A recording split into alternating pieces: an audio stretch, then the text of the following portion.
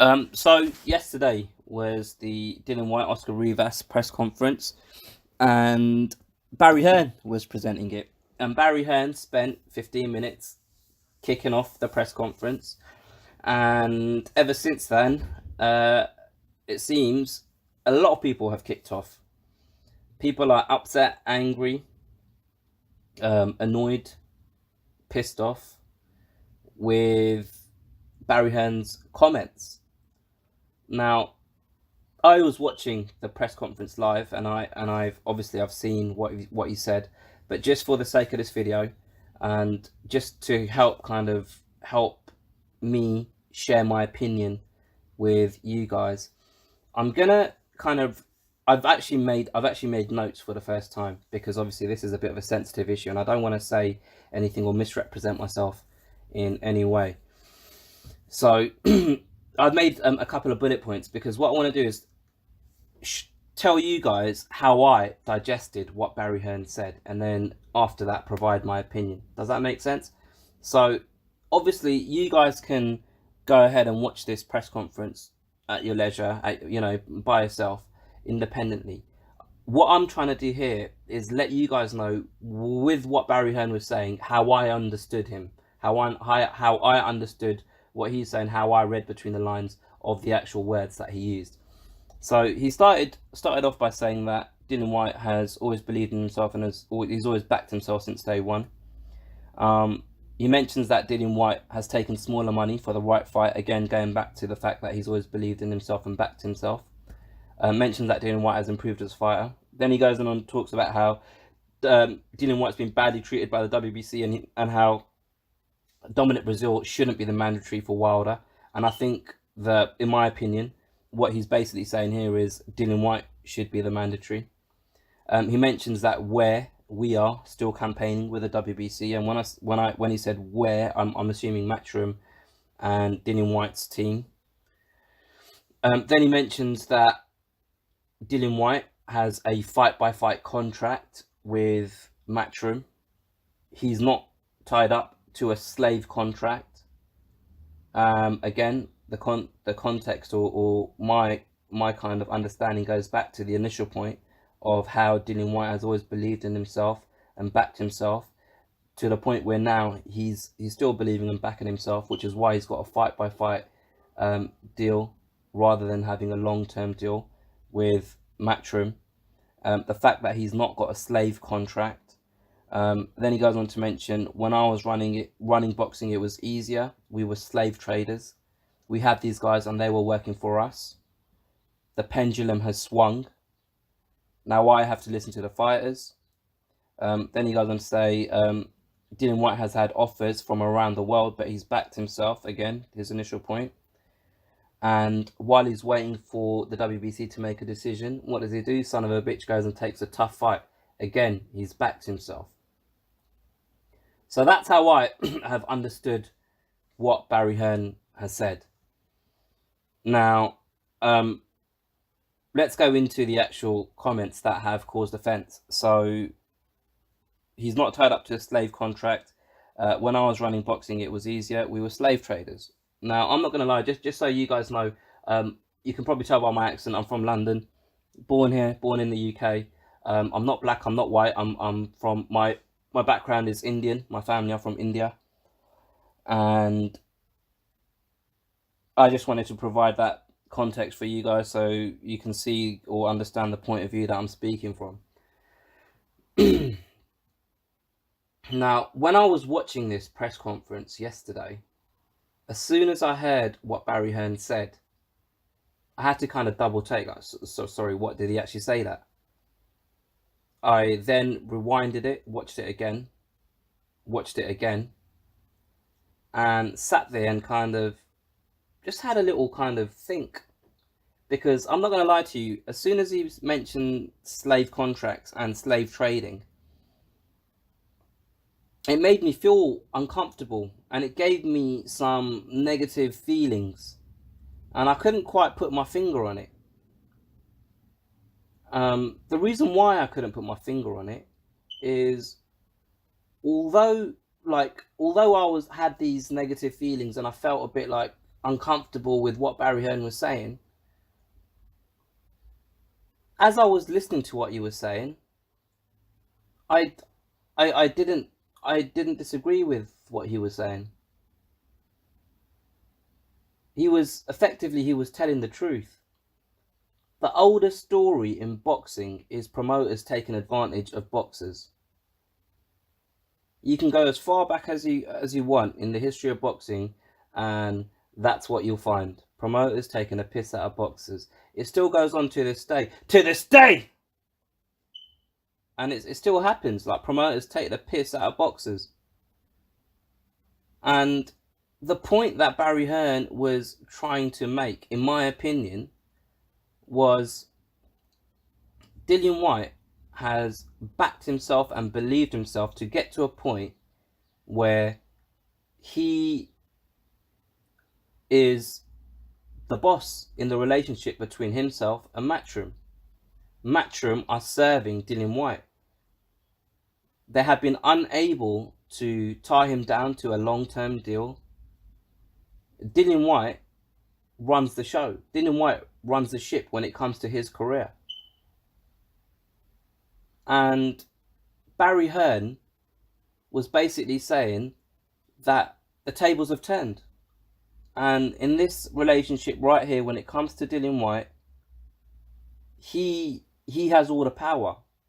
He's the one that only wants to do a fight-by-fight deal with Matchroom, not Matchroom. Matchroom would love to tie him down to a long-term contract. He's the only genuine pay-per-view fighter in the UK, apart from Anthony Joshua. They would love to have him commit his long-term future to Matchroom, but he hasn't. And they're still working with him. They know he can have one good fight, one good win, and he can bugger off somewhere else.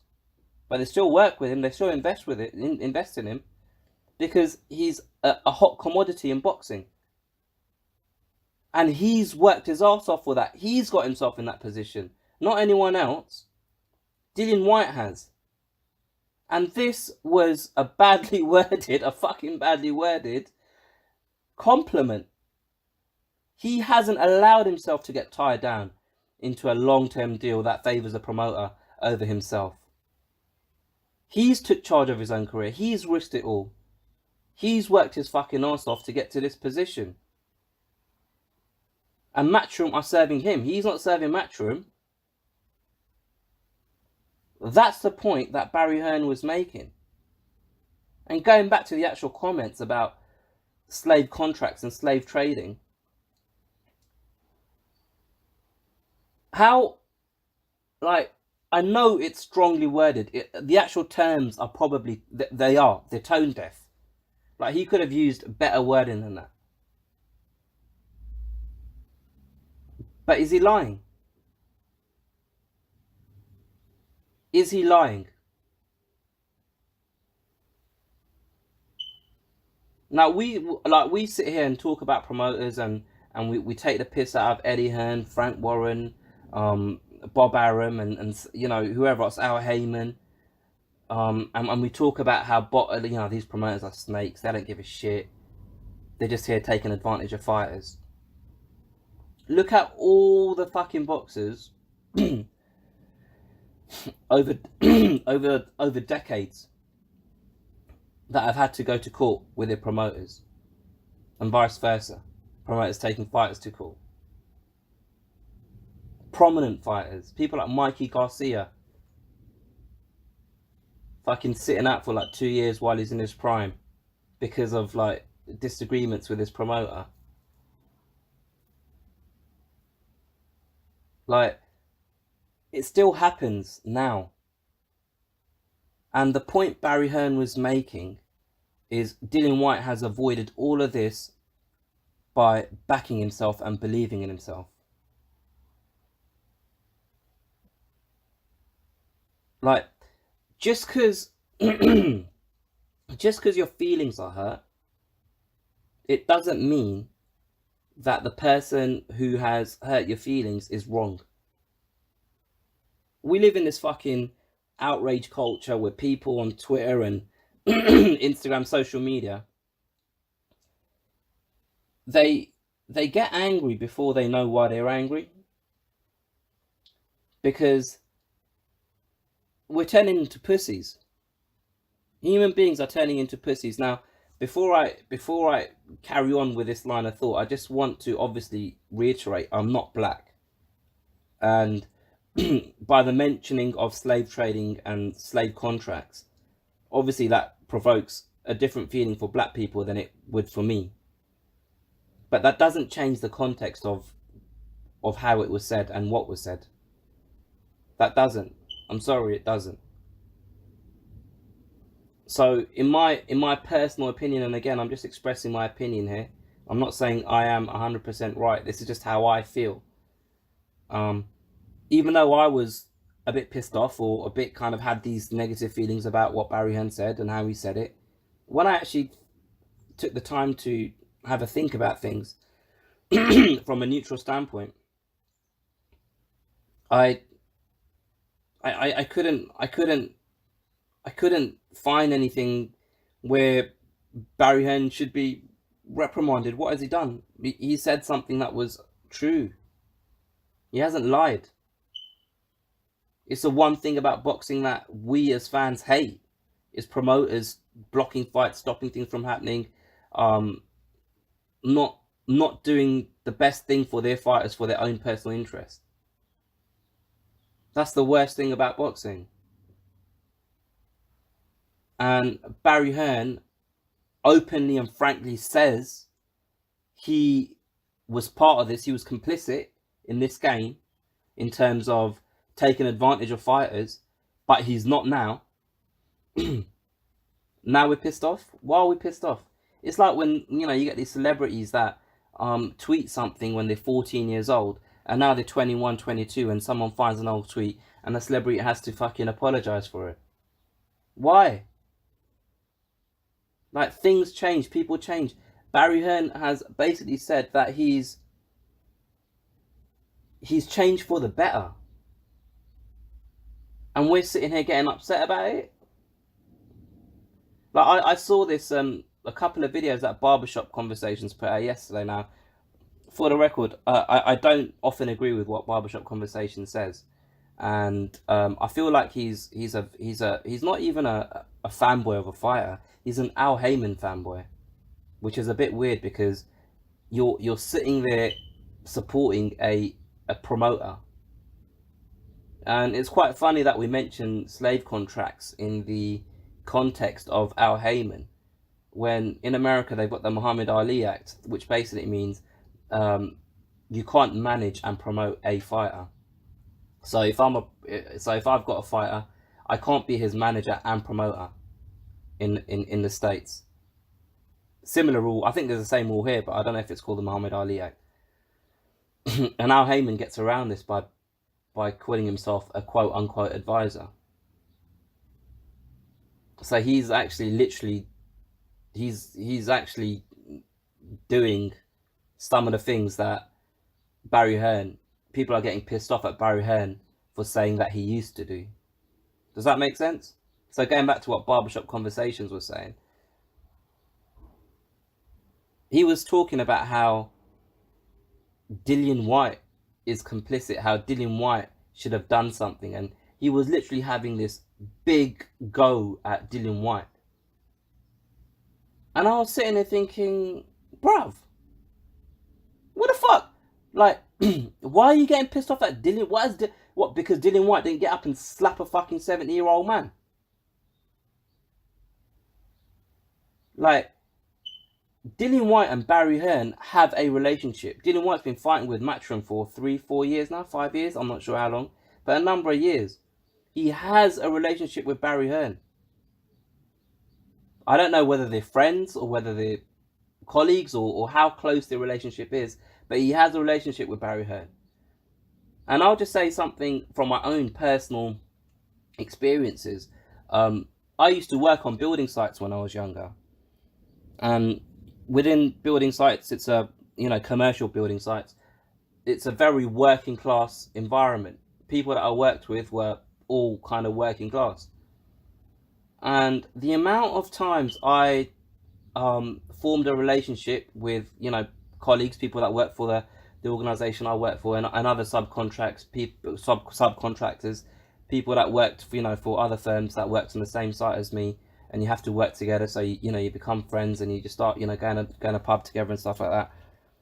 The amount of times people said things that were borderline racist, were actually slightly racist, insensitive about my race, about just things, right? Just little things, niggly little things. In that situation, it's difficult to call that person out because you've got a relationship with him. And deep, like, even when people say these little things, it doesn't necessarily mean that person's 100%, oh, he's a racist, fuck him. But I might say, so I might go to Spain tomorrow, and I might accidentally say something to a Spanish person that they might find racist. Like, I don't know everything about that person's culture. I've experienced this, what the position that Dillian Whyte was in. Like, you have to take into context the relationship of the two people that are in question. Now, if Barry Hearn was the promoter for the other side of the card, like, so if he was Oscar Rivas's promoter, for argument's sake, and Dillian Whyte had no relationship with him, then maybe he could have said something. But even then, if he was actually listening to what was being said the same way I did, it was actually a compliment. Just because it hurt my feelings as someone that's viewing it, it doesn't mean it's wrong. And I suppose that's where I stand on this. Let me know what you guys think. Put your comments below.